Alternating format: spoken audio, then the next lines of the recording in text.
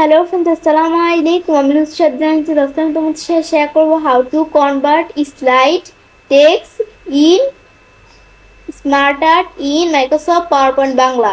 অর্থাৎ আজকে আমি তোমাদের সাথে শেয়ার করবো কিভাবে আমরা মাইক্রোসফট পাওয়ার পয়েন্টের মধ্যে স্লাইড টেক্সট থেকে স্মার্ট আর্টে কনভার্ট করতে পারি। তো কাজটা করার জন্য এটা আমি মিনিমাইজ করি। মিনিমাইজ করার বিষয়টা করার জন্য আমাদের এখানে কিছু লেখা দেওয়া আছে। এখন এগুলাকে আমরা স্মার্ট আর্টে কনভার্ট করব।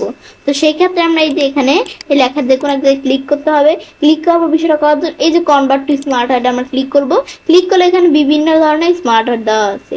তো এই স্মার্ট আর্ট গুলো যদি আমাদের না প্রয়োজন হয়, তাহলে আমরা চাইলে কি করতে পারি, এই যে এখানে মর স্মার্ট আর্ট গ্রাফিক্স থেকে নিতে পারি আরো স্মার্ট আর্ট।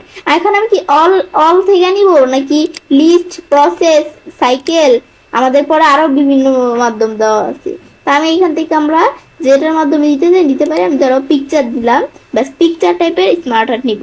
তো এখন বিভিন্ন ধরনের পিকচার টাইপের স্মার্ট আর্ট দেওয়া আছে। তো আমার এখানে যেটা ভালো লাগে আমরা এদিক থেকে নিতে পারি। আমি এটা দিলাম, দেওয়ার পর আমি এখন ওকে দেই। ব্যাস আমরা যোগতে ক্লিক করলাম। ক্লিক করলো এই লেখাগুলো কিন্তু এই যে এরকম স্মার্ট আর্টে কনভার্ট হয়ে গেল। হওয়ার পর আমরা এখন স্মার্ট আর্টে বিভিন্ন বিষয় করতে পারি। আমি চাইলে যেগুলোর মধ্যে পিকচার দিতে পারি। আমি যদি এই যে এখানে পিকচার দিতে চাই, আমি এই পিকচার দিতে পারি।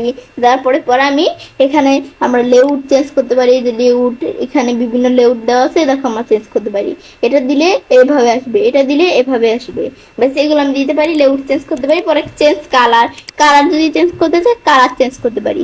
এখন স্মার্ট আর্ট স্টাইল, আমাদের স্মার্ট আর্টের স্টাইলটা কিরকম থাকবে, তো আমরা এখানে মাউস পয়েন্টার রাখলেই দেখাচ্ছে কোনটা কিরকম দেখাবে। ব্যাস এগুলো আমরা যেটা ভালো লাগে দিতে পারো। আমি যেটা দিলাম, দিলে এরকম স্টাইল চলে আসলো। আসার পরে আমরা যদি এখন রিসেট গ্রাফিক দিয়ে আবার রিসেট হয়ে যাবে বিষয়টা। পর আমরা মুভ ডাউন, মুভ আপ এগুলো করতে পারি।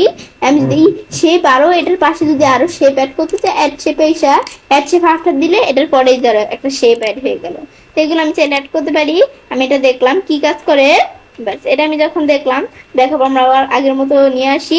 ব্যাস এটা আমরা দেখার পরে এগুলো একটু আমরা দেখলে বুঝতে পারবো কোনটা কি কাজ করে।